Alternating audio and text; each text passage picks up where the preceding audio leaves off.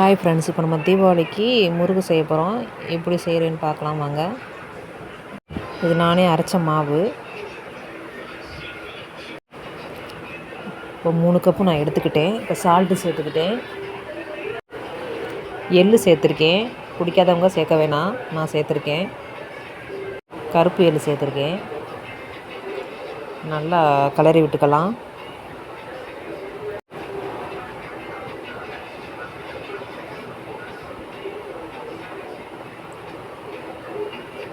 இப்போ நான் கொஞ்சம் கொஞ்சமாக சேர்த்து நல்லா பிணையணும். சப்பாத்திக்கு சேர்க்குற மாதிரி சேர்க்கணும். நான் நெய்யும் சேர்த்தேன், நீங்கள் வேணுமா சேர்த்துக்கிறங்க. நெய் சேர்த்தா நல்லாயிருக்கும். தண்ணியை கொஞ்சம் கொஞ்சமாக சேர்த்துக்கிறணும்.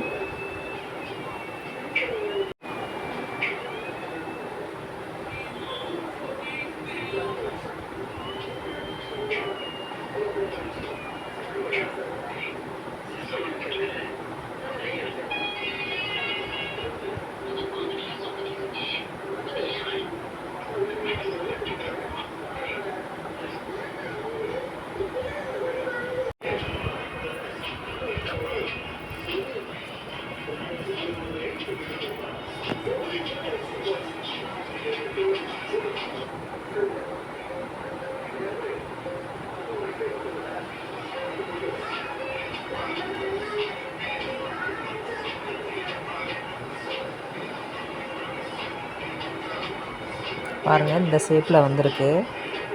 இந்த மாதிரி இருக்கணும், அதுதான் நல்லாயிருக்கும் புளியுறதுக்கு.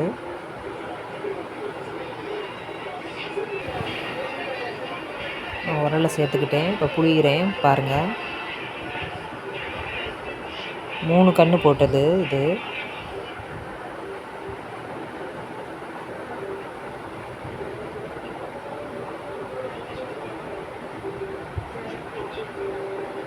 பாருங்கள், நல்லா எண்ணெய் வந்து நல்லா காயணும். காஞ்சதுக்கப்புறம் தான் போடணும்.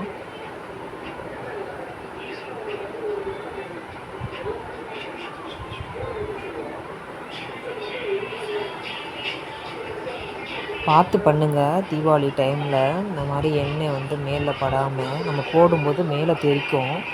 கவனமாக பார்க்கணும். பாருங்கள் எப்படி வந்திருக்குன்னு பாருங்கள் முறுக்கு.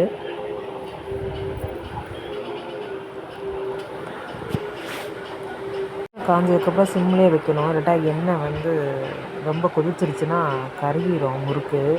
சிம்மில் வச்சே வேக விடணும். அதிகமாக வச்சோம்னா முறுக்கு கருகிரும்.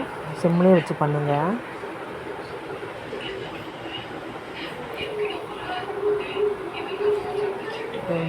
இந்த உரலில் நிறைய ஷேப்பு இருக்குது. நம்ம விதவிதமாக பண்ணிக்கலாம். நம்மளுக்கு பிடிச்ச ஷேப்பு பண்ணிக்கலாம்.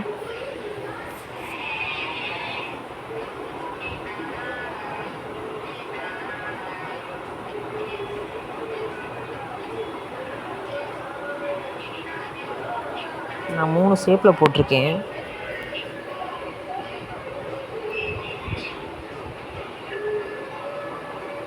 பாருங்கள் முறுக்கு எப்படி வந்திருக்குன்னு பாருங்கள். இந்த மாதிரி பண்ணி பாருங்கள் நீங்களும்.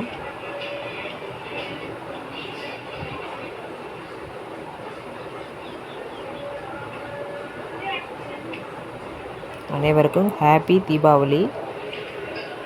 Bye friends.